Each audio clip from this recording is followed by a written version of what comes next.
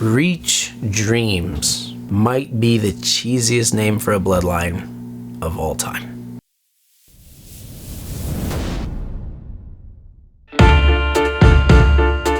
What's up, everybody? My name is Garrett.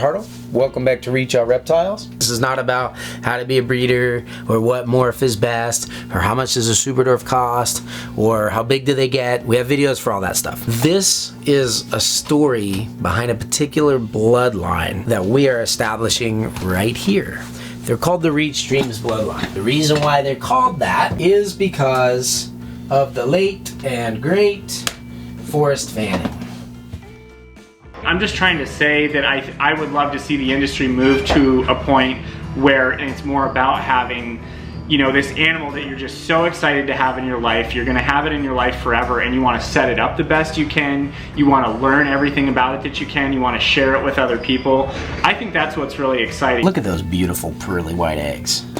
Forrest was kind of a connoisseur of everything reptile. He had a huge eclectic collection, and his specialties were the things that were impossible for other people to get. If he was going to keep any green trees, he wanted the one that all the green tree guys would be like, no way, you got one of those. If he was keeping Heloderma, he was going to keep the species that had never been kept in the United States before. Not only did he work within the hobby and the industry, he did a lot for conservation and in the academic world as well. Forrest and I were friends mostly because we like to rag on each other. He had some stupid ideas, and I would tell him that they were stupid, and he was so convinced that they were true. And then the next time I see him, he would say something completely different. In retrospect, he was exactly like me. And so we got along great because we never got along. Unfortunately, Forrest passed away, and tragically left behind him his wife Desiree and his baby Lars, his son. He originally had this idea of me that I was just trying to do with Superdwarf Retics what's been done with ball pythons. Beauty is skin deep, make a bunch of morphs. This is trendy and cool right now, etc., etc.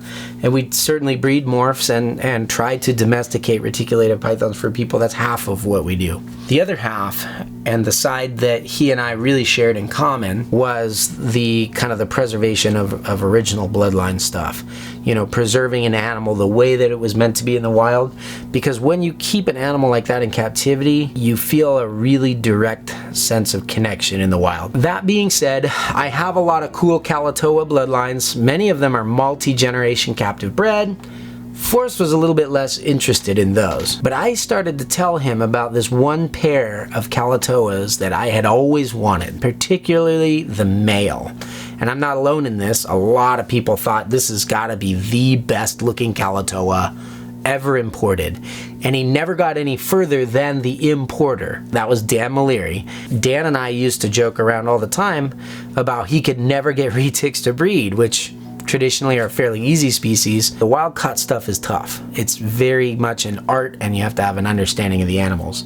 Captive bred is easy, but he bred all kinds of obscure wild caught species, and he could never get his retics to breed. With Dan getting closer to his retirement and moving to Thailand, he decided to get rid of these animals, and I had talked to Forrest about just how amazing these animals were, and I could see Forrest had like eyes light up, and he had this excitement. So we were at a reptile show in Los Angeles, the Pomona Super Show, and like we were talking all about how, you know, oh, we really got to get those Kalatoa bloodlines and breed them together, breed them maybe into some different things and kind of like establish a bloodline. A little time goes by and he comes over and he's like, Garrett, guess what? He told me that somehow magically Forrest was able to negotiate with Dan to get this pair of Kalatoas off of him. Of course, Forrest was like, Dan can't breed them. I'm sure I can't breed them, because Forrest didn't actually breed almost anything other than the Abronia he did a lot with, but as far as pythons go, I don't think he had too much success breeding in-house. He's like, I'm sending them to you. We ran him here on like a breeding loan kind of thing, and the idea was Forrest company's called Zoo Dreams because he wanted to take this collection of elite animals, and he had an uncanny ability to explain to you why an animal that you may not have been excited about before was so exciting and get you falling in love with stuff. He and I would make each other fall in love with stuff all the time. So he wanted to establish like this elite bloodline of Kalatoas for his zoos that he planned to set up one day. I got my first clutch of eggs from the Reach Dreams male bred to an F1 captive bred female, and I was able to tell him that I had eggs, but he passed away before they hatched. And then just to, you know, do the double whammy, we had an incubation failure shortly after, and all of those eggs died. Currently there are no captive bred Reach Dreams bloodline until these eggs. I was gonna cut him in as a partner and basically split the animals or the profit from the animals, but just because I'm a family guy, I've got kids, you know what I mean? I feel for Des and Lars and stuff like that, so I called Des. I told her, you know, I'd like you to set up some kind of like a trust fund for baby Lars, and what I want to do is I'm bringing them a pair of, you know, back to Zoo Dreams, back to their home, if you will, and then the rest of them, I'm going to keep the females and as many males as I need captively and just start raising these animals up. Any animals that I sell from that group of Reach Dreams animals, we're just going to donate all the proceeds to Lars and try to get a compounding interest account for him that I can contribute to year after year. Pretty excited about it. Not only for the animals to hatch, but also to deliver a pair of this bloodline, you know, kind of like the legacy bloodline, over to the guys at Zoo Dreams.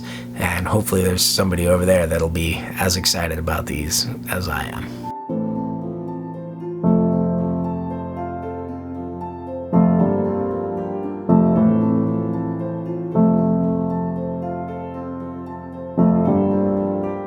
This morning when you were asking me about the Reach Dream stuff, I was already getting a little bit emotional. I'm hoping,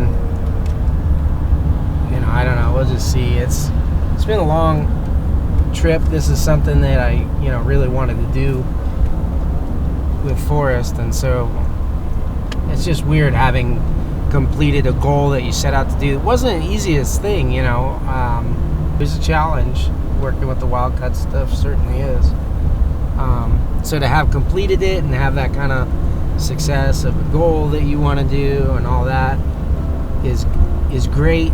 And then it feels very good to be able to help, you know, Forrest kid Lars. We're, you know, put up a college fund for him that the snakes can pay for, you know. So all those things are good feelings. It just, I don't know how much I've dealt with the loss of my friend, you know what I'm saying? It's honestly not a very easy thing to deal with. It's just nice to stretch out. This place is beautiful. Look at this. This is where I filmed like every kind of arboreal alligator lizard that Forrest had over under that tree one time. He had his leucistic caiman hanging out here in the grass. We got some shots. If you go watch our old video about delivering Danielle, the giant blood python, we first took her out right over here. How's it going, dude? How's it going? Good. How you doing, man? Pretty good. Good to see you. Good to see you too. You'll like these. How's it going, bud?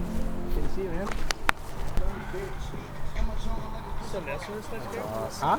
Still the nails from this clutch? No, they're gone. Everything's sold. We only sold 2 males. Yeah. These have so much. There's the ones of the dad. They're super nice. Huh? These are really nice. Yeah. It's all right, huh? Spectacular.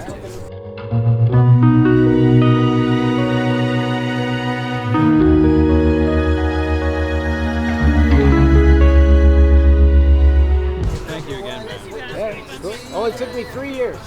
Record time. Hi, buddy. Yeah, he's like 6 inches taller. He's been growing a lot lately, or what? Yeah, come He here. looks huge. Come here. Meet our friends. Oh! Say hi to Garrett. Give Garrett a hug. Say hi, Garrett. Give him a hug, Lars. Can I have a hug? Give him a hug. Okay, All right. we're out. Okay. Are you bringing him? Yes. Cool. Yeah. Take care, guys. See ya. Mission accomplished. Let's go do a show.